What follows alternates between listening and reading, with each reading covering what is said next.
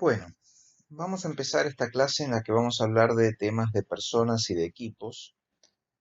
Básicamente, si seguimos las áreas de conocimiento del PMBOK, estaríamos hablando de recursos humanos como área y de comunicación como área. Me parece a mí que excede un poco el tema de esas áreas de conocimiento y por lo tanto nosotros lo llamamos bien temas de personas y de equipos. Dicho esto, es también una clase mucho más centrada en la cuestión de las habilidades blandas de la gestión de proyectos, aquellas que llamábamos habilidades blandas desde el principio de la materia o en las primeras clases de la materia, y que por lo tanto es menos transmisible. Yo le puedo contar con cuáles son las herramientas que existen para manejar el alcance, o qué puedo hacer en cuanto a estimación de costos o de tiempos, pero es mucho más difícil transmitir, menos transmisible en realidad, por su propia naturaleza, transmisible cómo hay que organizar equipos, cómo trabajar con los equipos, con las personas, etcétera, etcétera. Por lo tanto, bueno, es una clase en la cual uno puede dar algunas pautas, pero no llega al punto de decir, bueno, esto hay que hacerlo de determinada manera. Más bien se aprende por la propia práctica. Empecemos la clase de hoy planteando tres cuestiones que yo planteo como mitos o realidades, y a ver si son mitos o son realidades. La primera dice, hacer una buena gestión de recursos humanos garantiza que las personas sean intercambiables. La segunda dice, en un equipo que funciona bien no hay conflictos. La tercera dice, la comunicación es necesaria para trasladar a otros el riesgo de incumplimiento de plazos, costos o alcance. Bueno, más allá de que estas tres afirmaciones dichas así son más mitos que realidades, son más falsas que verdaderas, y los invito a pensarlas, a cuestionarse estas cuestiones y estas afirmaciones. Más allá de eso, hay una cuestión de que lo que vamos a estar viendo en la clase tiene que ver con estas cuestiones, ¿sí? Tiene que ver con esto de recursos humanos, ¿sí? ¿Está bien ese término?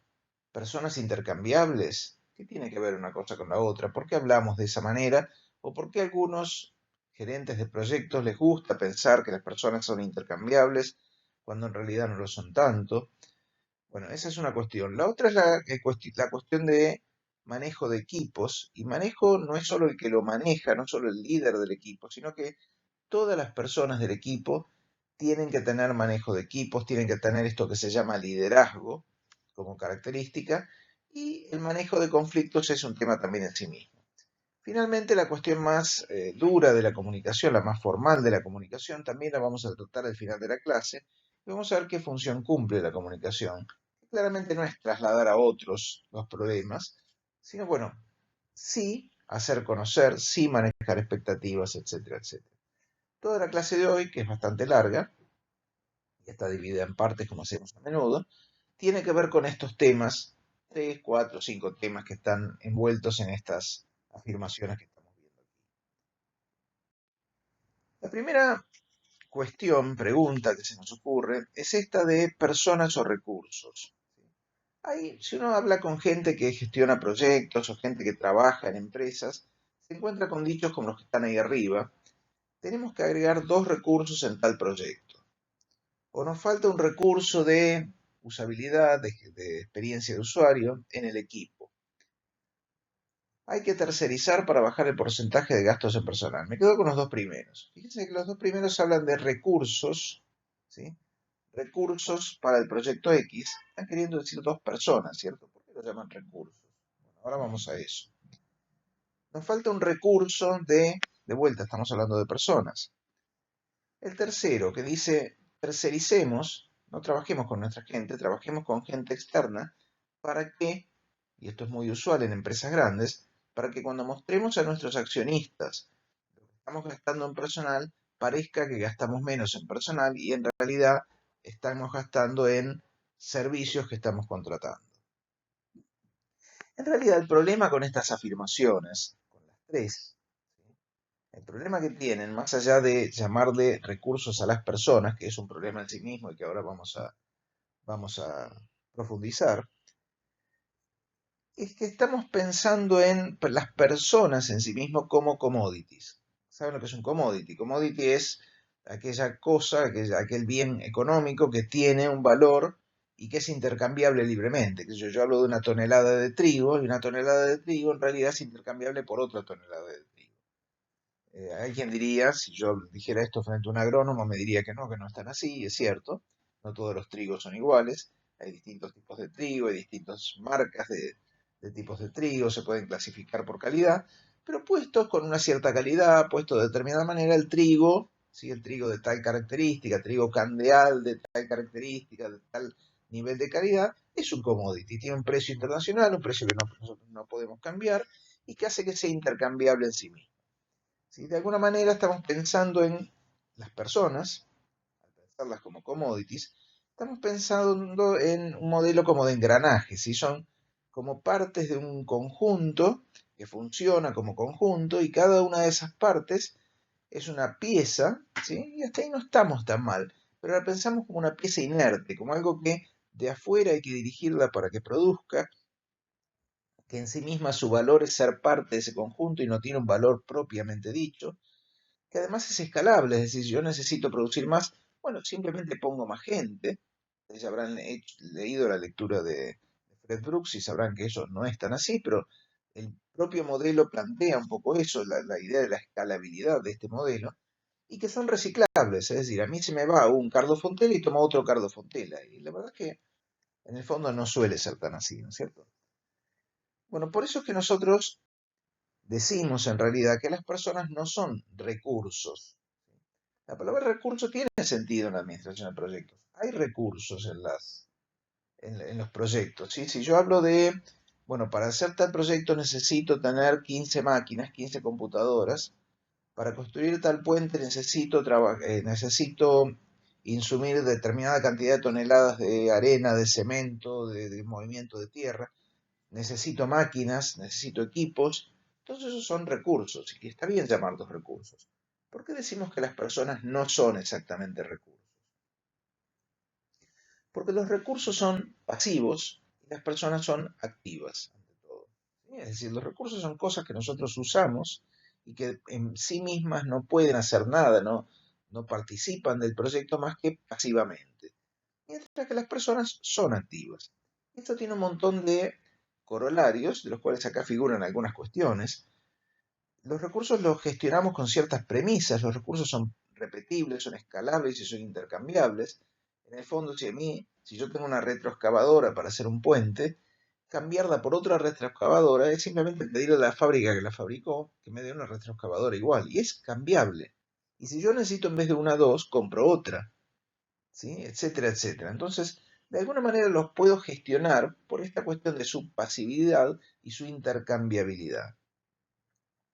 Las personas, en cambio, al no ser pasivas, al ser actores del propio proyecto, al ser actores de la propia organización y actores de cualquier cuestión que haga a la gestión del proyecto, son no recursos, sino personas, precisamente, que hay que cultivar, que hay que integrarlas, hay que inspirarlas, acompañarlas, motivarlas, capacitarlas y tantos verbos más que se nos pueden ocurrir allí. De alguna forma, la metáfora de la plantita que está abajo, si bien una persona tampoco es una planta, es bastante ilustrativa porque en realidad una persona es algo que hay que ir cuidando, hay que ir llevando, ¿sí? Hay que hacer crecer dentro de la organización para poder lograr que la organización funcione mejor. Es decir, la organización no es, no tiene como recursos a las personas, sino que la organización son las personas.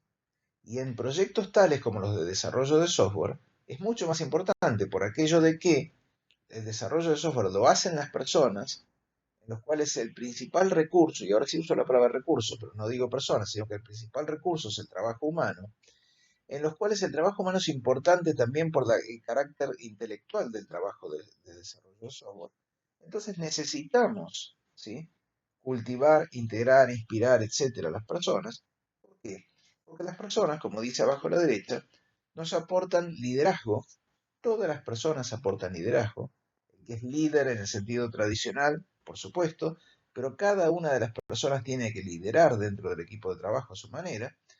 Aportan creatividad, aportan talento. Es decir, las personas aportan mucho más que un recurso pasivo. Y como aportan mucho más que un recurso pasivo, por mi propio interés como gestor de proyecto, como propio interés de la organización, necesito que esas personas estén inspiradas, estén capacitadas, estén motivadas, etc. Mientras que en realidad los recursos, como decíamos hace un rato, se compran, se alquilan, se pueden intercambiar. Si yo consigo comprarlo, puedo alquilar. ¿Sí? Esto que se está dando ahora tanto en los últimos años y sobre todo este año en particular, de las líneas aéreas. Las líneas aéreas alquilan aviones. Son muy pocas las líneas aéreas que son dueñas de todos sus aviones. En general alquilan y necesitan un avión un poco más grande que el que tienen, entonces devuelven un avión más chico y les dan uno más grande. Y las cosas son más o menos intercambiables. En definitiva, la cuestión es, ¿qué es lo que gestionamos en un proyecto? ¿Gestionamos personas o gestionamos recursos? A ver, de vuelta, las personas no son los recursos, ¿sí? Las personas son los equipos que trabajan en la organización y de alguna manera son la propia organización. Las personas sí aportan su recurso. Su recurso principal es el trabajo que aportan. ¿Sí? En cualquier proyecto, y más aún en proyectos de desarrollo de software, el trabajo que aportan las personas es un recurso. Y la creatividad y el liderazgo y tantas otras cualidades también son recursos, ¿sí? Con algunas salvedades, porque son recursos no del todo intercambiables como los otros. Entonces vuelvo a preguntar, ¿gestionamos personas o gestionamos recursos? La respuesta debería ser las dos cosas. Gestionamos el trabajo humano como recurso, y es parte de la clase de hoy, cómo organizar el trabajo humano de un equipo. Pónganle de piezas más o menos intercambiables, lo cual no es del todo cierto, pero podemos de ratos pensar que sí, como para poder gestionarlo. Pero por otro lado, tenemos todas las cuestiones blandas que hacen a pensar que esos engranajes que nosotros creemos que tenemos no son tales, sino que más bien son personas. Y como personas que son, requieren otro tipo de abordaje. Y ahí tenemos todas las cuestiones que tienen que ver con habilidades blandas y que tienen que ver con la cuestión de la segunda parte de la clase de hoy, que tiene que ver con la comunicación. Esto de personas, recursos, etcétera, tiene que ver sobre todo, insisto, con nuestra propia disciplina del desarrollo de software. En otras industrias esto no es tan así. Las personas podrían ser un poco más o menos intercambiables. Si bien, insisto, por ser personas, requieren un tratamiento especial. Acá les dejo algo que me pasó a mí. Alguna vez, bueno, sigo haciendo de vez en cuando algunas entrevistas de gente que va a ingresar en la empresa en la que yo trabajo, pero en aquel momento una vez estaba haciendo una entrevista a una persona, yo, qué sé yo, la entrevista hago una serie de preguntas más o menos abiertas como para ir generando clima, ir viendo a ver qué me cuenta, qué me dice. Y en un momento le pregunto por qué se dedicó al desarrollo del software, por qué estudió la carrera que estudiaba, no importa ahora cuál era, pero la carrera que tenía que ver con el desarrollo del software, porque la eligió. Lo que me contestó la persona que yo estaba entrevistando fue, me gusta el desarrollo del software porque trabajamos con computadoras y no con personas. Bueno, yo creo que ahí, a partir de ahí, la entrevista cambió, es decir, por lo menos mi expectativa con la entrevista cambió. Yo dije, esta persona está muy equivocada. ¿Sí? La verdad es que cuando trabajamos en desarrollo del software, las computadoras son recursos, son algo que tenemos allí y que son herramientas, pero nuestro trabajo principal es trabajo con personas. No debe haber trabajo más cerca de las personas, bueno, sí debe haber, pero si hay un trabajo que trabaja mucho con personas, es nuestro trabajo, nuestros proyectos de desarrollo de software. ¿Sí? Por eso insisto, y yo desde de entrada les digo a los chicos cuando tengo oportunidad de hablar con ellos, están ingresando en la carrera informática, no piensen tanto en que van a trabajar con computadoras, van a trabajar más bien con personas. El prólogo de nuestro libro de la mirada ágil, que no lo escribimos ninguno de los 6 autores, lo escribió otra persona, ¿sí? Precisamente dice algo también parecido, ¿sí? Juan se llama, y le preguntan, Juan, ¿seguís trabajando con computadoras? Y Juan contesta, no estoy trabajando tanto con computadoras, trabajo más bien con personas. ¿Sí? Bueno, grábense eso bien en la cabeza. Ustedes van a trabajar casi siempre con personas. Siempre fue así que las personas fueron el principal activo de las empresas de software. En realidad no. ¿sí? Y ahí viene el principal problema y por qué a veces nos confundimos.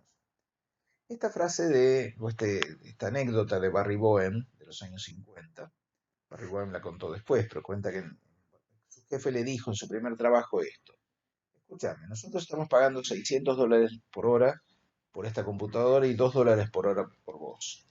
Así que espero que actúes de acuerdo a esas circunstancias.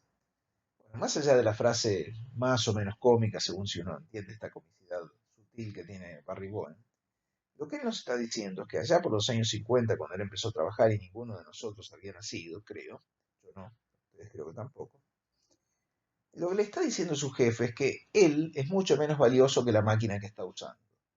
Entonces es lógico que en aquel momento, ¿sí?, se considerara a los proyectos, perdón, de desarrollo de software como proyectos intensivos en máquinas y no en personas.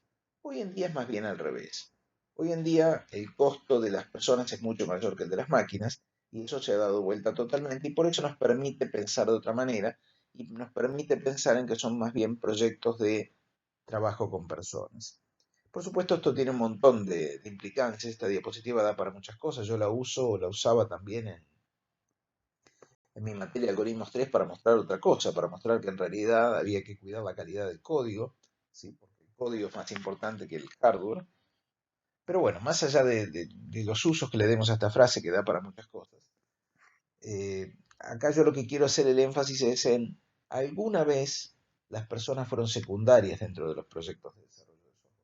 Hoy en día es todo lo contrario, ¿sí? Y por eso estudiamos tanto y por eso nos paramos tanto en este tema de personas y desarrollo de software. Si salimos un poquito del desarrollo de software y empezamos a ver cómo fue organizado el trabajo, es decir, cómo es la organización del trabajo a lo largo de la historia, podemos ver que durante mucho, mucho tiempo, ¿sí?, casi les diría que hasta el siglo XX, ¿sí?, o fines del siglo XIX, el trabajo no se organizaba demasiado. Se hacía como mejor se entendía y la organización, que la había, era más bien ad hoc, ¿sí? Ahí tienen la figura de la izquierda arriba, ¿sí? Había una organización, sí, no había una organización muy estudiada. Es decir, esos cazadores que están cazando un mamut, ¿sí?, lo que están haciendo es organizarse de alguna manera que es totalmente espontánea y que sale en ese momento para ver cómo lo cazan el mamut. Seguramente con generaciones sucesivas fueron mejorando esa caza del mamut y se fueron organizando. Solamente que no lo dejaron escrito para nosotros. Pero fueron mejorando eso. De hecho, no solo los humanos, hay muchos animales que se organizan para cazar. El caso más conocido y más evolucionado es el de las orcas de la Patagonia Argentina.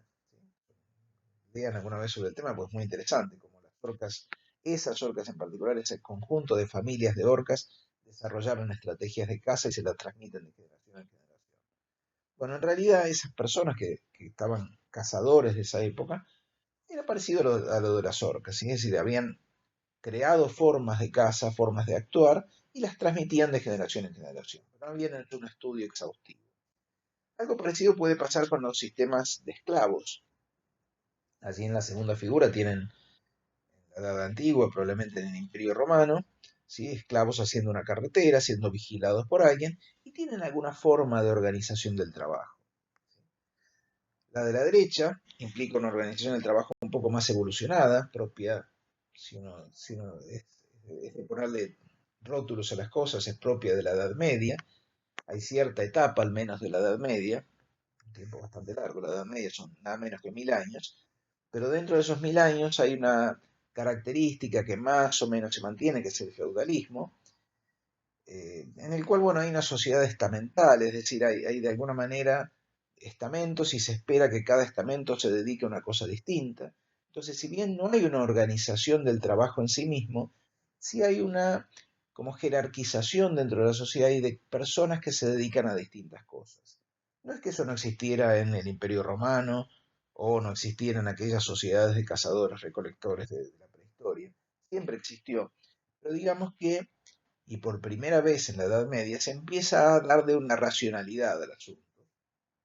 Se empieza a tratar de describir desde un punto de vista lógico y hasta teológico en particular, en este caso, de por qué la sociedad tiene que estar organizada de tal manera y por qué el trabajo tiene que estar organizado de tal manera. Como tres estamentos principales, pero bueno, no me voy a meter en eso ahora porque no importa demasiado, pero la gente se organiza para trabajar de determinada manera sin todavía hacer un estudio de cómo lograr que esa gente trabaje mejor, pero sí con una división del trabajo bastante clara, incluso que nos parece a nosotros medio injusta, ¿no? Es decir, ciertas personas trabajaban de lo mismo que habían trabajado sus padres.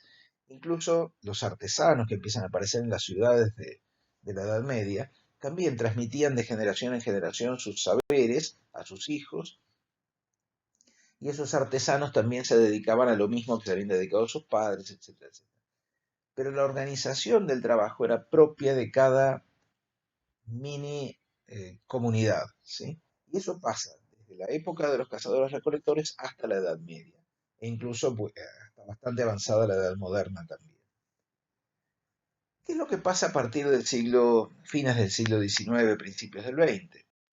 Empiezan a surgir algunas formas de organización que tienen que ver con, bueno, busquemos el mayor provecho posible de la organización del trabajo. Es conocido el caso de Taylor. Taylor es una persona con la cual yo coincido muy poco, pero más allá de eso tiene el mérito de haber pensado por primera vez en cómo organizar el trabajo.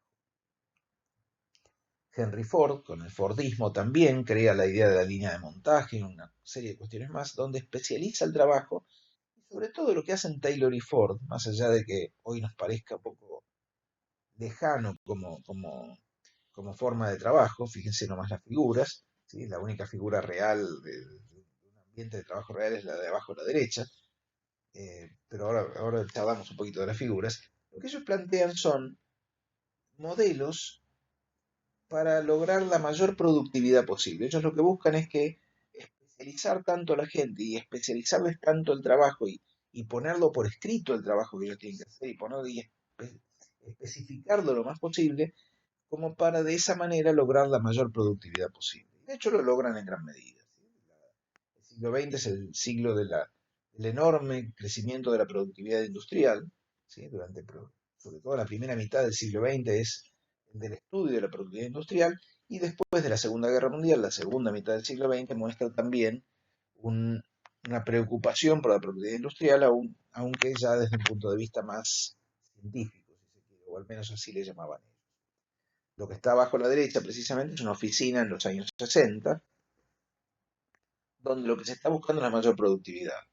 Uno mirándolo ahora diría, ¿qué productividad puede haber en una oficina llena de papeles, con gente caminando por todos lados, donde no se puede, no se escucha lo que dice el de al lado, porque está todo el mundo hablando en el mismo ambiente, seguramente muy mal aislado acústicamente, con tal amontonamiento de gente? Bueno, hoy en día nos parece así, pero en ese momento, ese tipo de organización de oficina en particular, lo que buscaba era una mayor productividad, ¿sí? Aunque parezca mentira.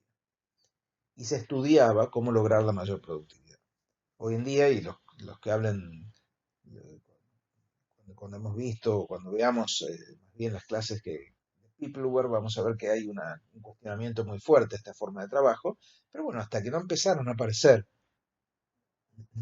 esos primeros cuestionamientos, esa oficina era vista como el sumum de la productividad, ¿sí? Por otro lado, esta idea de la productividad como principal objetivo se va a ver a la persona como un engranaje más de la máquina, y de ahí la figura que está arriba a la derecha. Es decir, la figura que está arriba a la derecha no es un caso real, claramente, es de la película Tiempos Modernos de Chaplin, ¿sí? Que es de los años 20, si no me equivoco, donde es una queja, básicamente, la película es una queja a cómo funciona la sociedad industrial en la cual la persona es un engranaje más, ¿sí?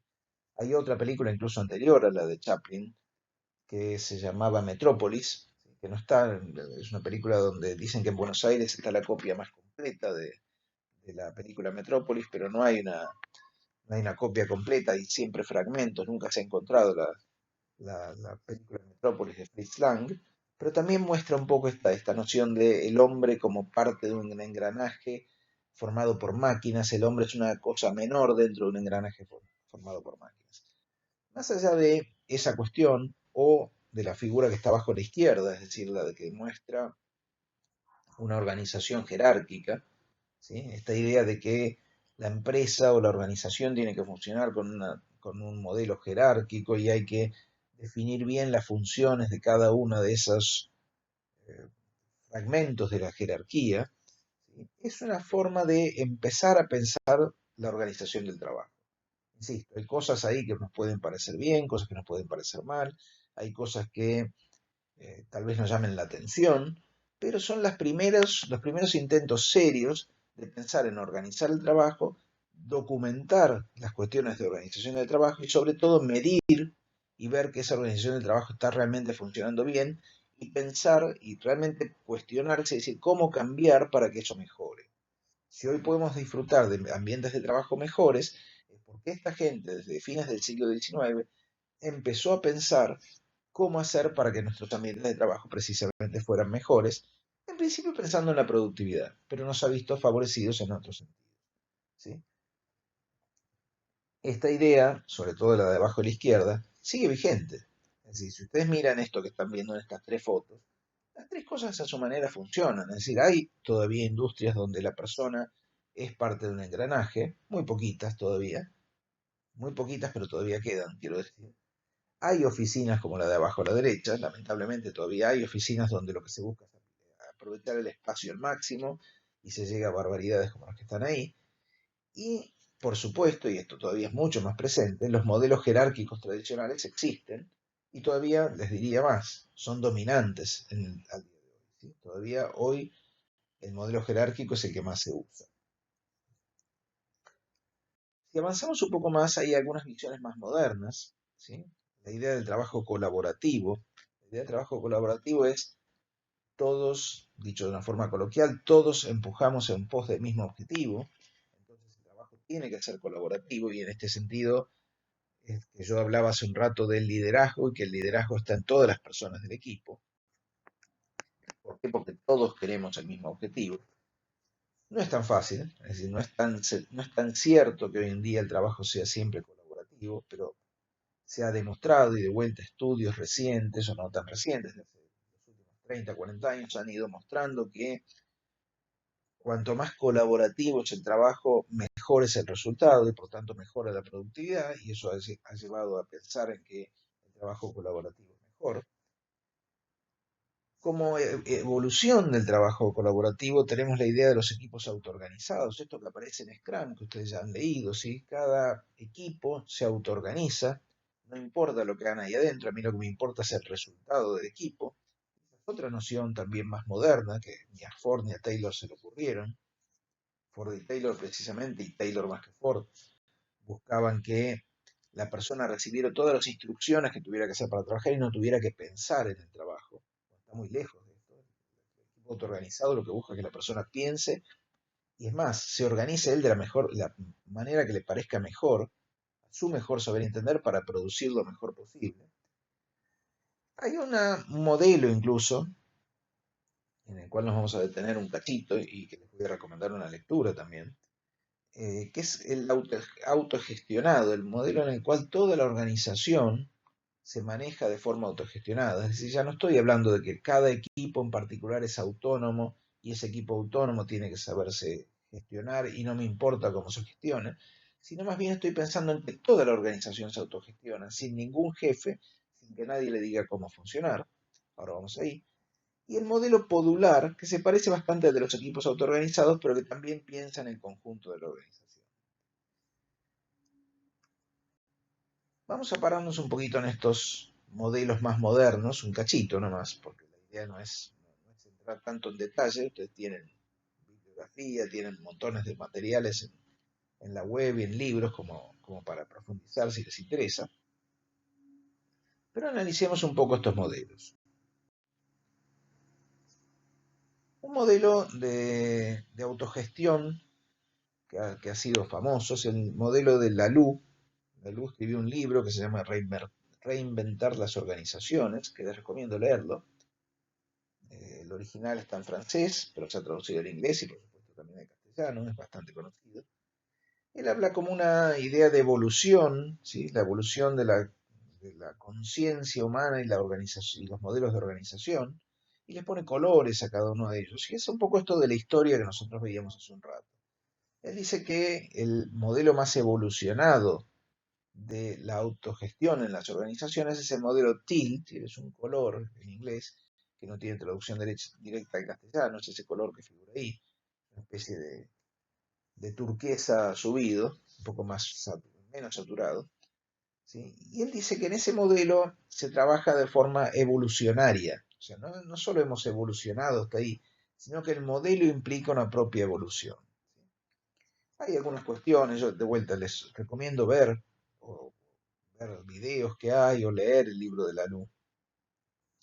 Hay tres cuestiones que él define que tiene el modelo TILS y dice que tienen que ser autogestionados, es decir, la organización en sí misma se autogestiona, no hay un presidente que decide por la organización, como decíamos hace un rato, son las personas y se autogestiona la organización, no los equipos solamente. Por otro lado, el trabajo se hace en plenitud, dice él. Esa plenitud significa que no hay máscaras profesionales, es decir, no es que la persona es una persona en su casa y cuando llega a trabajar, bueno, dejó de ser Carlos en su casa y pasa a ser el ingeniero Fontela que se pone a trabajar y trabaja como ingeniero. Esta idea de eso no es profesional. ¿Sí vieron cuando uno trabaja en un ambiente y le dicen, pero flaco, vos no, olvídate de lo que vos hacías en tu casa, estás trabajando profesionalmente, que se note que sos un profesional? Bueno, puede ser válido o no afirmarlo así, pero lo que plantea la luz es vengan sin máscaras profesionales, trabajen sin ninguna máscara profesional, trabajen siendo ustedes mismos. Y la última, que tiene que ver con el propio título del modelo TIL, es decir, la idea de evolucionar, de ser evolucionista, ¿sí?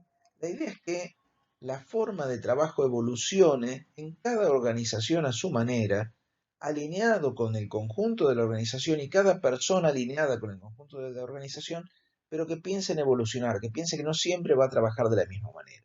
Fíjense el abismo que hay entre este planteo y el planteo de Ford o Taylor de hace solamente ciento y pico de años, ¿no? 120 años. Ustedes me dirán, ¿funciona la autogestión? ¿Funcionan las empresas que no tienen dirección? Bueno, hay casos.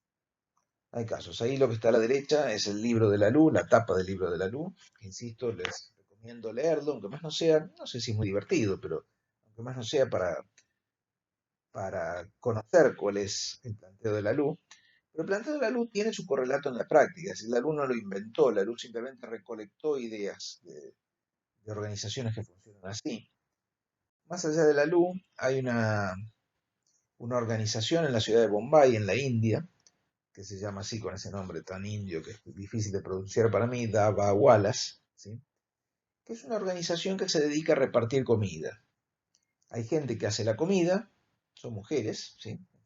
Mujeres en la India las que hacen la comida, en Bombay en particular, y hay otras personas que trabajan en oficinas, también en Bombay, y que consumen la comida. El sistema abastece de alimentos, perdón, de comida para el día a día de las oficinas de Bombay de una forma totalmente autogestionada. Así no hay nadie que dé las órdenes. Insisto, hay personas que hacen la comida, otras personas reparten la comida y otras personas consumen la comida.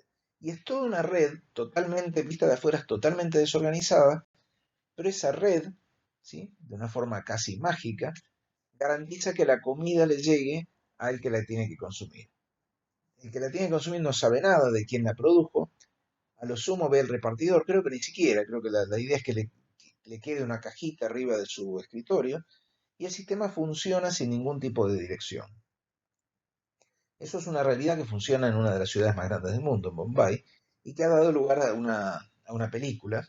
Yo la vi, la película es una película india, muy sentimentalista, bueno, como muchas películas, no tiene tanto valor. O sí, qué sé yo, cada uno dirá si le gustan o no ese tipo de películas, pero es una película que apunta a otra cosa, apunta a una cuestión más de otra cuestión, que se llama The Lunchbox, en castellano se ha traducido como Amor a la Carta, ¿sí? Que cuenta esto, es decir, la película cuenta otra historia, pero está enmarcada en esta cuestión de los dabagualas de Bombay. Es decir, lo que muestra es cómo todo ese sistema funciona.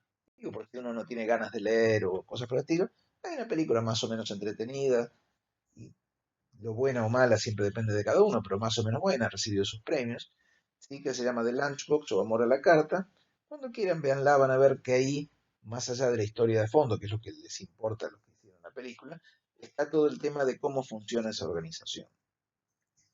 La LU nos cuenta también de algunos casos. Hay una autopartista en Francia, una empresa que produce partes de automóviles, que funciona sin ningún tipo de dirección, con miles de empleados, ¿sí? Hay un sistema de enfermeras en Holanda, ¿sí? Que tienen, no me acuerdo, pero son algunas decenas de miles de enfermeras que no tienen ningún tipo de dirección y que se organizan entre ellas y asisten a ciertos grupos de población en Holanda. Y por si queremos casos más prácticos, en la Argentina hay también casos. En particular se ha dado precisamente en empresas de software. No voy a decir marcas ni nombres, porque podría ser odioso nombrar marcas, pero hay una que fue muy famosa, que ha salido en los diarios más de una vez, que es la que tiene mejor marketing para contarnos esto. Yo los conozco y sé que trabajan muy bien. Es una empresa de software en la cual no hay un jefe directo, donde no está clara una jerarquía, donde, bueno, simplemente las decisiones se toman en conjunto entre toda la empresa, una empresa que, insisto, produce software, lo produce eficientemente, lo vende al mercado, etcétera, etcétera. Y siguiendo ese modelo, ¿sí? Que no digo que inventó, pero que fue pionera esta empresa en particular, que, insisto, tiene muy buen marketing para venderlo, hay otras empresas. Yo conozco tres más, ¿sí? Que trabajan, empresas de software, ¿sí? Que trabajan con este modelo. ¿Sí? Yo no he trabajado en ellas directamente, pero sí conozco mucha gente que trabaja en ellas. Hay empresas que están evolucionando hacia allí y no consiguen llegar porque se encuentran con múltiples problemas, pero está la idea de que las empresas de software en particular, siendo tan humano intensivas, pueden funcionar de esta manera y funcionan bien, ¿sí? A ver, este tipo de organizaciones funcionan mejor en principio cuando el trabajo humano es el principal recurso, es decir, cuando las personas son centrales en el funcionamiento del conjunto, ¿sí? Por eso funciona bien en el software, por eso funciona bien en un sistema de enfermeras. ¿Qué es un sistema de enfermeras? En el fondo, un sistema de enfermeras, o una organización de enfermeras, mejor dicho, es un conjunto de personas. Las personas son la organización. Que también trabajen esas personas es fundamental, porque son las personas que están dispuestas para cuidar a otras personas y su calidad humana, su motivación, etcétera, etcétera, es central en esto. De vuelta, los dabagualas.